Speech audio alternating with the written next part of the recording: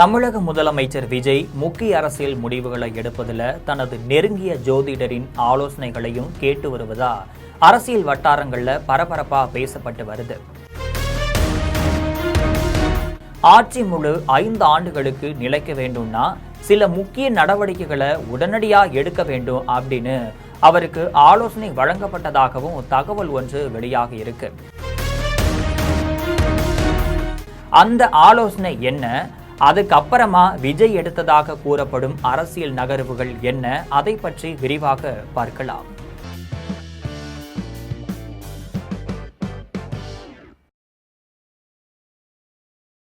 தமிழக சட்டமன்ற தேர்தல் முடிவுகள் வெளியான நாள்ல இருந்து தமிழக அரசியல் களம் தினமும் புதிய திருப்பங்களை சந்திச்சு வருது.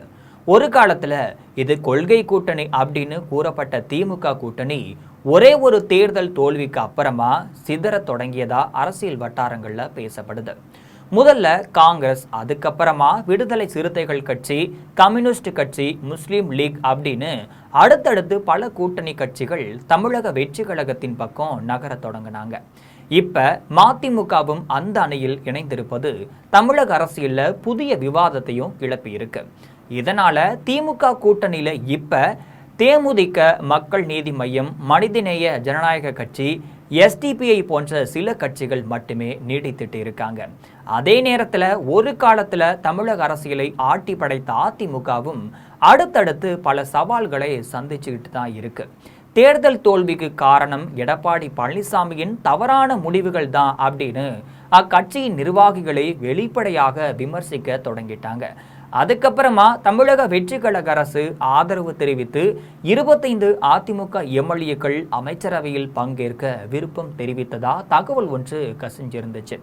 இதை அடுத்துதான் அந்த எம்எல்ஏக்கள் வகித்து வந்த கட்சி பொறுப்புகளை எடப்பாடி பழனிசாமி பறித்து நடவடிக்கை எடுத்ததா கூறப்படுது. அதே நேரத்தில் அவருக்கு எதிர்ப்பு தெரிவித்து அதிமுக எம்எல்ஏக்கள் ஒன்றன் பின் ஒன்றாக எம்எல்ஏ பதவியை ராஜினாமா செய்ய தொடங்கினாங்க. அந்த வகையில தான் அதிமுகவை சேர்ந்த மதுராந்தகம் மரகதம் குமரவேல், அம்பாசமுத்திரம் இசக்கி சுப்பையா, எஸ் பெருந்துரை ஜெயக்குமார், தாராபுரம் பி சத்தியபாமா போன்றோர் ராஜினாமா செய்து தாவேகாவில் இணைஞ்சிருக்காங்க. அடுத்ததா விராலிமலை தொகுதி எம்எல்ஏ சி விஜயபாஸ்கரும் ராஜினாமா செய்த நிலையில ஜூன் 29ஆம் தேதி கரூர் எம்எல்ஏ எம்ஆர் விஜயபாஸ்கரும் ராஜினாமா செஞ்சு அதிமுக தலைமையை அதிருப்தி அடைய செஞ்சிருந்தாரு. இந்த நிலையில தான் அதிமுகவின் எம்எல்ஏக்களின் ராஜினாமா கரூர் விஜயபாஸ்கரோடு நிறைவடையாது அப்படின்னும் இன்னும் பெரிய லிஸ்டே காத்திருப்பதாகவும் தாவேகா மட்டும் இல்லாம அதிமுக அதிருப்தி அணி வட்டாரங்கள் தகவலாக தெரிவிக்கிறாங்க. அந்த வகையில தான் மயிலம் சட்டமன்ற உறுப்பினர் சி.வி. சண்முகம் பதவி விலகும் பட்சத்துல அவருடன் சங்கராபுரம், பரமத்தி வேலூர், புவனகிரி மட்டும் இல்லாம பன்ருட்டி ஆகிய பகுதிகளின் சட்டமன்ற உறுப்பினர்களும் அவருடன் இணைந்து பதவி விலக திட்டமிட்டிருப்பதா தகவல் சொல்லப்படுது. இது மட்டும் இல்லாம பாலக்கோடு கோபி, அன்பழகன், திருத்தணி ஹரி, கே.சி. வீரமணி போன்றோர் தங்களது எம்எல்ஏ பதவியை எந்த நேரத்திலும் ராஜினாமா செய்ய வாய்ப்பு இருப்பதா தகவல் சொல்லப்படுது. இதனால அதிமுக தலைமை முதல் தொண்டர்கள் வரை அதிர்ச்சியில தான் இருந்துட்டு இருக்காங்க. இந்த நிலையில ஒட்டுமொத்த அதிமுகவும் தாவேகா பக்கம் வருவதால தாவேகா தலைவரும் முதலமைச்சருமான விஜய் குசியில இருப்பதா சொல்லப்படுது. தமிழகத்துல ஆளும் கட்சியான தமிழக வெற்றி கழக அரசுக்கு பெரும்பான்மை பலம் கிடைக்கும் வகையில 12 சட்டமன்ற தொகுதிகளுக்கு இடைத்தேர்தல் நடத்த திட்டமிட்டு காய் நகர்த்தி வந்துகிட்டு இருக்கு. சட்டமன்ற தேர்தல் தாவேகா 108 தொகுதிகளில் வெற்றி பெற்று முதல்வர் விஜய் தலைமையில் ஆட்சியையும் அமைச்சிருந்துச்சு. இதுல திருச்சி கிழக்கு மட்டும் இல்லாம சென்னை, பெரம்பூர் போன்ற தொகுதிகளில் வெற்றி பெற்ற விஜய் திருச்சி கிழக்கு தொகுதி எம்எல்ஏ பதவியை ராஜினாமா செஞ்சாரு. மேலும் சபாநாயகராக தாவேகாவை சேர்ந்த பிரபாகர் என்பவர் பொறுப்பேற்றிருந்தார். இதனால சட்டமன்றத்துல தாவேகா எம்எல்ஏக்களின் பலம் 106ஆக குறைந்திருக்கு.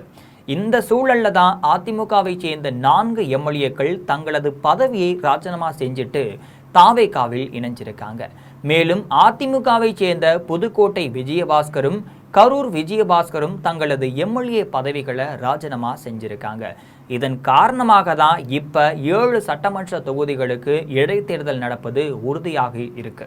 வட மாவட்டங்களைச் சேர்ந்த 4 அதிமுக எம்எல்ஏக்களை ராஜினாமா செய்ய வச்சு மொத்தம் 12 சட்டமன்ற தொகுதிகளுக்கு இடைத்தேர்தல் நடத்த தாவேகா தலைமை திட்டமிட்டிருக்கு.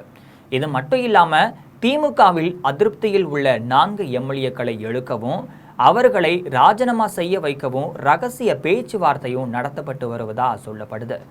அவ்வாறு நடந்தால் மொத்தம் 16 தொகுதிகளுக்கு இடைத்தேர்தல் நடத்தும் நிலை ஏற்படும். இப்படி 12 இல்லைனா 16 தொகுதிகளுக்கு இடைத்தேர்தல் நடந்துச்சுன்னா அதுல தாவேகா முழுமையான வெற்றி பெறும் அப்படின்னும், கூட்டணி கட்சிகளின் ஆதரவின்றி 5 ஆண்டுகள் முழுமையாக ஆட்சி நடக்கும் அப்படின்னு முதல்வர் விஜயின் ஆஸ்தான ஜோதிடர் கூறியுள்ளதா சொல்லப்படுது. ஜெயலலிதாவும் ஜோதிடத்தை நம்பிதான் ஆட்சி செய்தார். அந்த வரிசையில் விஜயும் இணைகிறாரா அப்படிங்கிற கேள்வி எழுந்திருக்கு. இது போன்ற நிறைய அரசியல் செய்திகளை தினம்தோறும் தெரிந்து கொள்ள ஜெம் தொலைக்காட்சியுடன் எப்பொழுதும் இணைப்பில் இருங்கள்.